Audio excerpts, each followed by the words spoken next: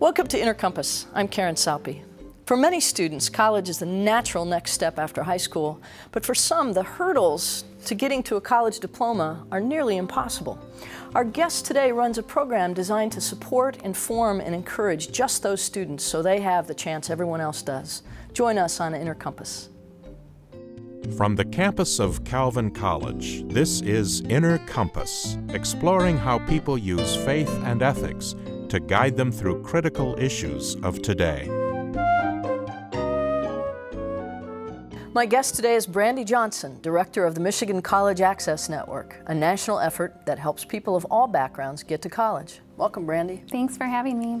It's tough to get into college. There's a lot you have to do to prepare, pass tough classes, get good grades, pass entrance tests, write application essays. What else is involved in getting to college? Yeah, I agree with you. It's very complicated. There's lots of steps. I think the first step, even before any of those, is gaining the social capital and the aspirations to want to go to college and to know that you are able to succeed in college. Mm-hmm. Once you then get the right academic preparation to pursue college, you then have to start navigating the process, which is really complicated. There's a lot of logistical and informational barriers as students try to navigate a college campus. Mm-hmm. And then perhaps the biggest barrier is affordability and financial aid. So you then have to put the pieces together to finance your education. I can remember the difficulty of even trying to choose a college. There were brochures coming to the house, and I would kind of, if I liked the way the brochure looked, then that would intrigue me, or the way the name sounded or something. And I would say that I had a lot of support for finding college. But for many students, particularly first generation, students who come from a background where nobody's gone to college, this can be really an obstacle. There are guidance counselors in school. How helpful are they? I think guidance counselors are as helpful as they can be, but I think there's two major problems with the current system. First is just simply the ratios.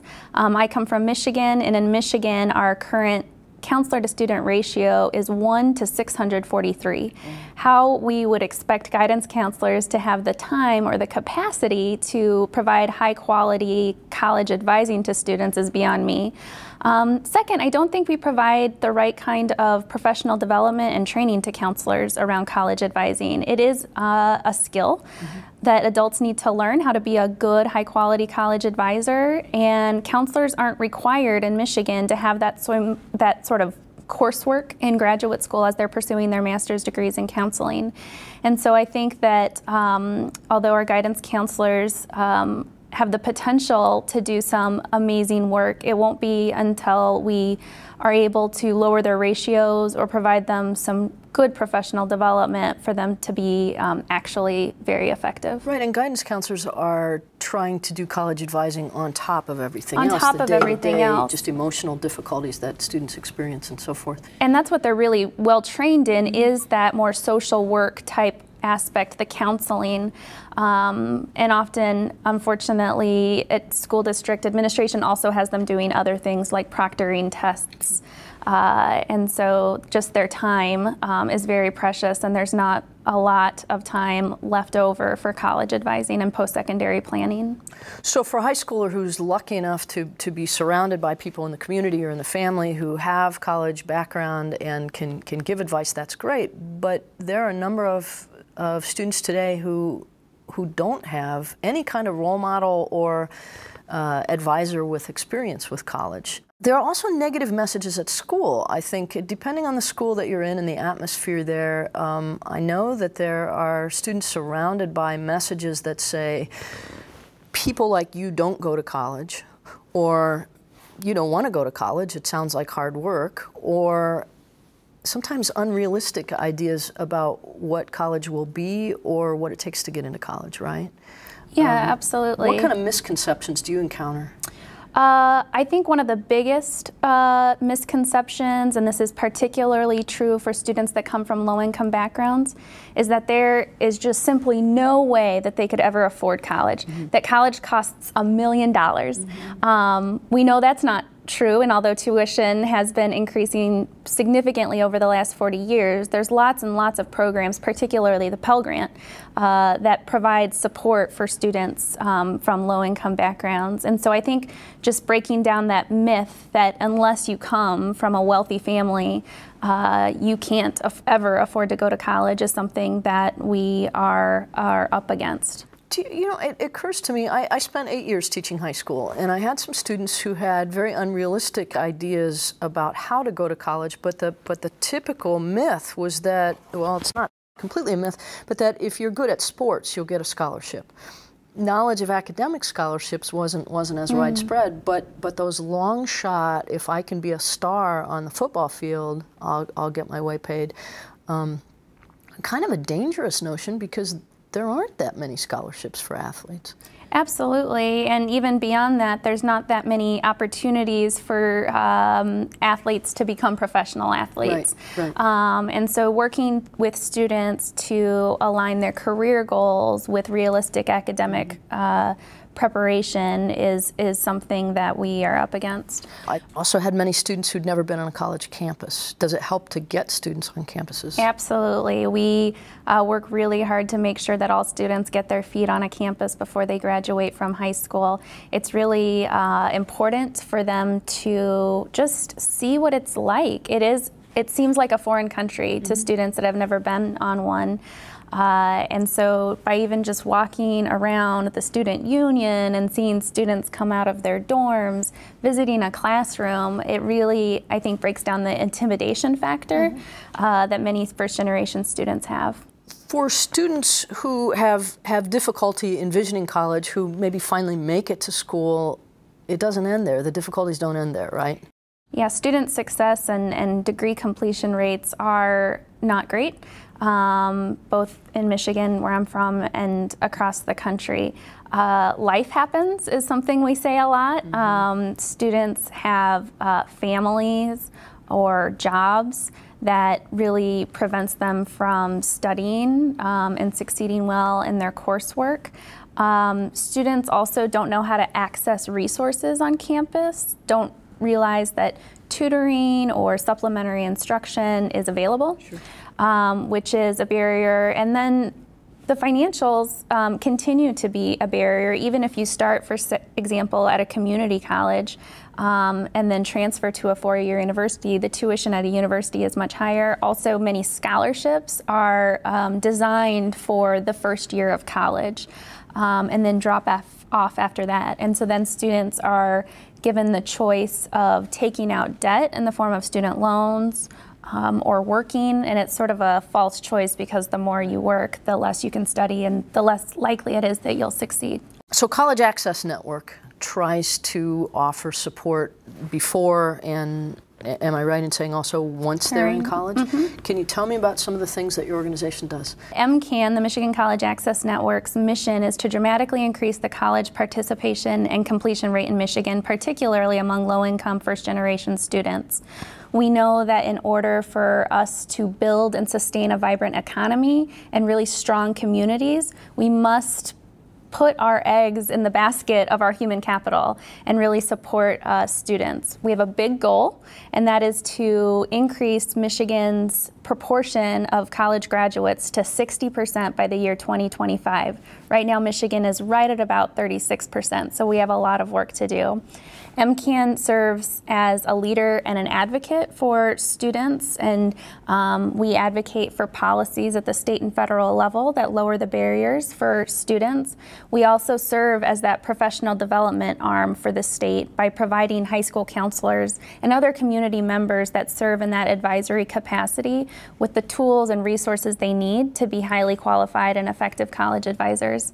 But I would say the heart of what we do is support what we call local college access networks. My job is to have the 30,000-foot view of Michigan to figure out where our resources are, where our assets are, and how we can leverage resources to fill gaps. Our local college access networks have maybe a 10,000-foot view of their community. They pull together leadership from K-12, higher education, the nonprofit sector, government, business, and philanthropy to create a really high-quality strategy for dramatically increasing the college going rate in their community. So we provide technical assistance and funding to those local college access networks, and we have 27 of them across the state. And Michigan has a Michigan College Access. There are college access networks throughout the country. Absolutely. In many states, right? So, and we'll talk about yours more as an example. You mentioned K through 12 resources. We all seem to understand, at least in some vague way, that you get people ready for college by starting very, very early. What are some of the programs or ideas that you have in place? Yeah, I think early awareness is really key, and there's lots of things that a K-12 building, like an elementary school, can do to build a college-going culture. Very simple, low-cost things like every Friday having teachers wear their college sweatshirt. Instead of just having Mrs. Jones on the placard outside the door, it should say Mrs. Jones, Michigan State University, so that it's a conversation starter. I didn't know you went to Michigan State University. Can you tell me about that, Mr. or Mrs. Jones? Yeah. Having a big, huge map in the middle of the school that points to all the different colleges that the teachers went to. I think young children don't understand that their teachers had to complete a college degree in order to be a teacher. And just that cultural piece of building a college-going culture, I think really starts to increase the expectations of students, which bar none, I think, is the most important thing. Students need to know that they are expected to complete a post-secondary degree. We often say a high school diploma simply isn't enough to compete in the 21st century. Right. I've seen various figures about the financial difference between what you make with a high school diploma and sometimes up to almost double with a bachelor's degree. But when you say college, are you talking about four-year college, or does this include trade schools and community colleges and so forth? Absolutely. I use the word college because it's 7 letters and pretty easy to say, okay. But what I actually mean is post-secondary educational attainment. So that includes associate's degrees, bachelor's degrees, and beyond, as well as really valuable, accredited certificate programs that help prepare students for a career, certificates that employers really value as a ticket of value. Okay, so you're not necessarily talking about everybody going to get a bachelor's degree, but what are some of these certificate programs? There's some very high-skilled certificate programs, particularly in the health industry. So to become an x-ray technician, a phlebotomist, a pharmacy technician, they're high demand in the labor market, but you need some skills beyond a high school diploma in order to compete in that market. There's also a lot of, you mentioned trade schools that offer these very high quality certificate programs that help individuals compete in the labor market.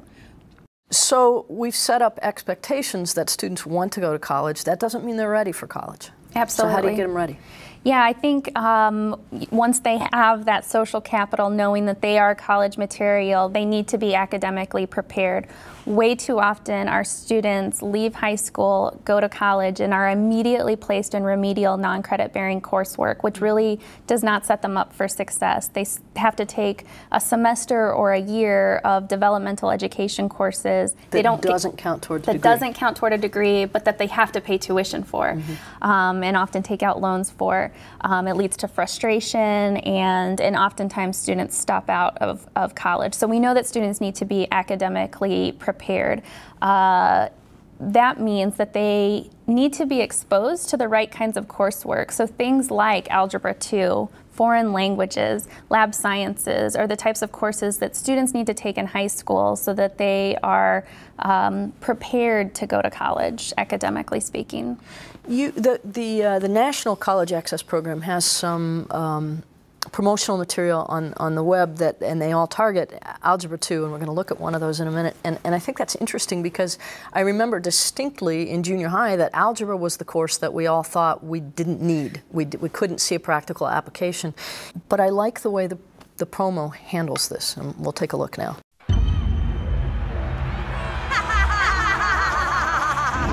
I present to you Algebra 2.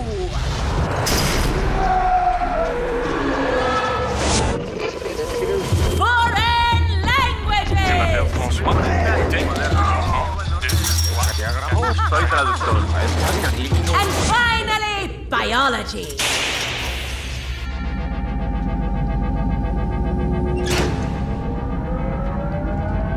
Who among you will step up to their challenge?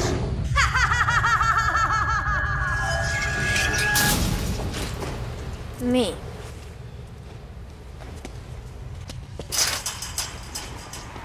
Yeah, I'll do it. Me too. Sign me up. Take on the tough classes now.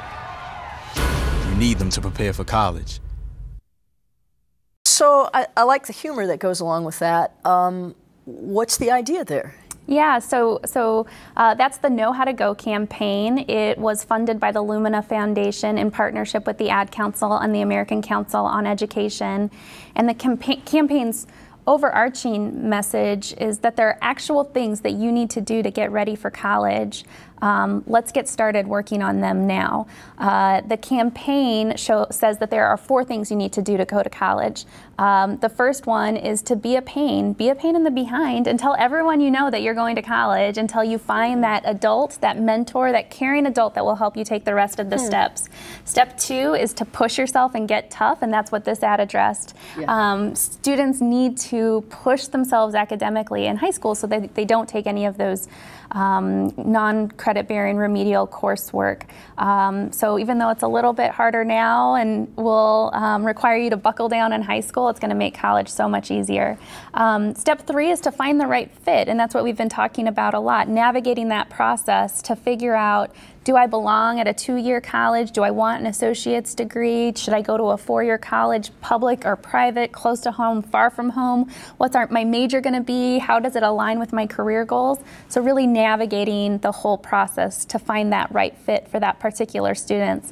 And then finally, step 4, maybe my favorite, is to put your hands on some cash. And that really addresses the affordability. Well, they're all hard. Encouraging students to fill out the FAFSA. So the campaign is fantastic. I thought it was really interesting how the producers of the campaign came upon the concept. They went into it thinking that the message was going to be know why to go. So if you go to college, you'll make more money, you'll live a healthier lifestyle, etc. But students already kind of get that message. When they surveyed 9th graders from all income levels, they can see that the people that went to college are making more money, driving nicer cars. What they don't know is how to make that an actual reality. So know how to go to college is the message. So in a way, the Algebra 2 promos aren't about here's why you need to understand algebra. It's about here's how you toughen up so that you can do this thing that you're already motivated. Absolutely. Yep, this is how you get academically prepared to pursue your educational dreams. The financial hurdle is so huge, and you mentioned the FAFSA, the financial aid form. There's so much paperwork that goes into preparing for college, and particularly with regard to getting funds. And do you find that there are a lot of students who really get bogged down in that, partly because, I mean, I remember I couldn't do that on my own. I needed my dad to take care of the tax forms and give me information that I had no access to otherwise. So what do you do when the parents really can't even manage that or won't? You're absolutely right. The FAFSA is a difficult document, although I will say that it's gotten easier over the last couple of years, and they're working really hard to simplify it. One pretty exciting new direction that the FAFSA has gone just this year is that if you've already filed your taxes, you can give permission to the U.S. Department of Education to talk to the IRS to get your form pre-populated with all of your IRS data, which just seems like a really simple fix at the U.S. federal government's level, but it's taken a long time to get there. But there are also a lot of community resources that can help students fill out the FAFSA. Perhaps the best known one, and this happens across the country, is College Goal Sunday. College Goal Sunday is an event. It always happens the Sunday after Super Bowl, so College Goal Sunday is the theme.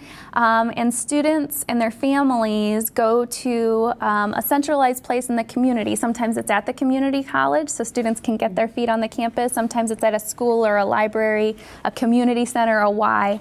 And students and their families come in and get real hands-on help from financial aid experts and get that FAFSA filed.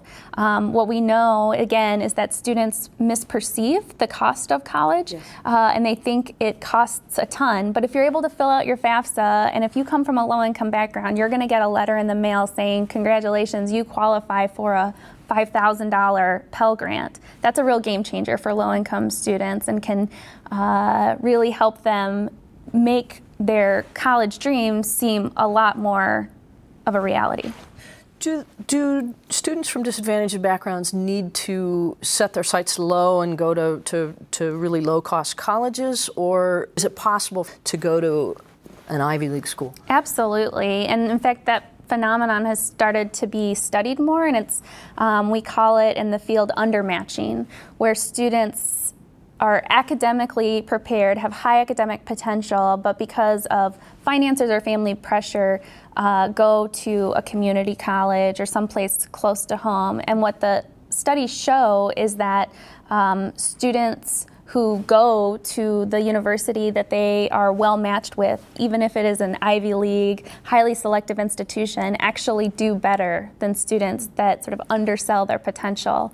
And we're seeing it, there's some really good disaggregated data that shows that's particularly true with Latino women, young Latino women students that undermatch, and their potential could have been much higher. I think that there are some familial or cultural expectations of certain students that they need to stay close to home because family is such an important part of their lives and their culture.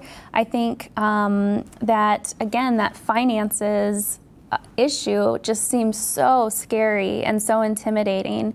There's also some cultural norms about taking out debt from some students that just doesn't seem like a good trade-off. It's hard to see that debt as an investment, and of course it is. Absolutely.